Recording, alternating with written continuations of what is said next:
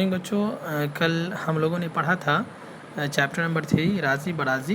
तो आज उसी सबक का एक्सरसाइज है, यानी क्वेश्चन आंसर है, और अल्फाज व माना के साथ मैं फिर से एक नए वीडियो लेकर हाजिर हूँ।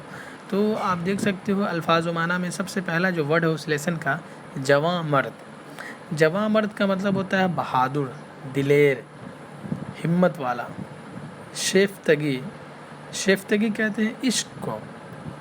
कुल्फत, काफ लाम फे थे, कुल्फत का मतलब होता है तकलीफ़, मुसीबत।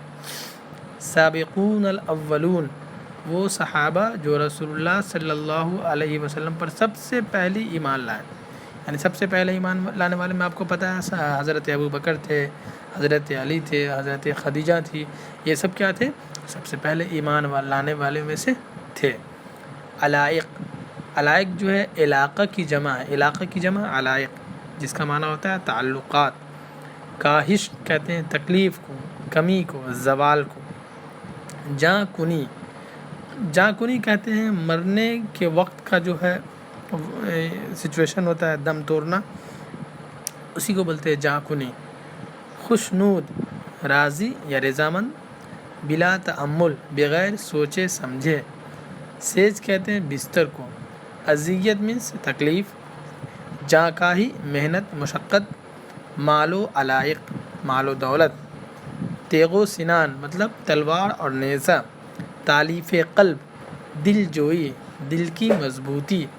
मुनक़लिब का मतलब होता है तब्दील। अब आइए इसके जो सबसे पहला एक्सरसाइज है इसमें वो है मल्टीपल चॉइस क्वेश्चन वाले जो एक्सरसाइज उसको देखते हैं। लिखा हुआ दर्ज झेल सवालात के सही जवाबात पर सही का निशान लगाए। तो पहला सवाल है, हज़रत सल्लल्लाहु अलैहि वसल्लम ने माले गनीमत के लिए किसको तरजीह दी? तो ऑप्शन है बाशिंदगान मक्का को, अंसार मदीना को, मुहाजिरीन को और कुफ़ार को। तो आपको पता होगा कि इसका ऑप्शन नंबर 1 यानी ए जो है वो सही है, बाशिंदगान मक्का को। हमने सब पे टिक कर दिया है जो सही है। दूसरा सवाल है, माल गनीमत में मुसलमानों को कितने ऊँट मिले?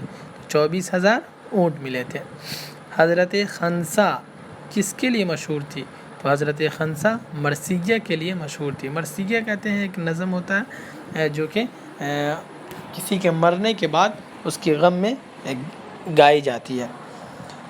जंग के मैदान में ख़वातीन इस्लाम को किसकी फ़िक्र होती थी? अपने बेटों की, अपने शौहरों की, हज़रत सल्लल्लाहु अलैहि वसल्लम की, रिश्तेदारों की। तो जंग के मैदान में हुज़ूर सल्लल्लाहु अलैहि वसल्लम की फ़िक्र होती थी। अब आइए क्वेश्चन आंसर की तरफ। इसका जो दूसरा एक्सरसाइज है वो है क्वेश्चन सवालात व जवाब। तो लिखा हुआ है, नीचे लिखे हुए सवालात के जवाबात दीजिए। पहला सवाल है, दुनिया में इंसानों को किस किस तरह की मुसीबतें पेश आती है और लोग उनका मुकाबला किस तरह करते हैं?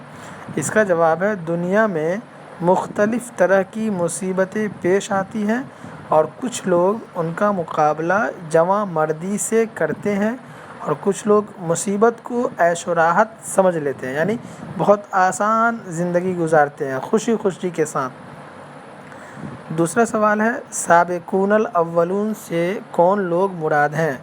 उन्होंने किस तरह की मुसीबतें झेलीं? तो इसका जवाब है, साबिक़ूनल अव्वलून से मुराद वो लोग हैं जिन्होंने सबसे पहले ईमान लाया और उन्होंने अपनी पूरी ज़िंदगियां मुसीबत में बसर कर डाली, यानी पूरी ज़िंदगी मुसीबत में गुजारी। आपको पता है कि तरह तरह की परेशानियां, तरह तरह की तकलीफ़ें सहाबा कराम बर्दाश्त करते थे।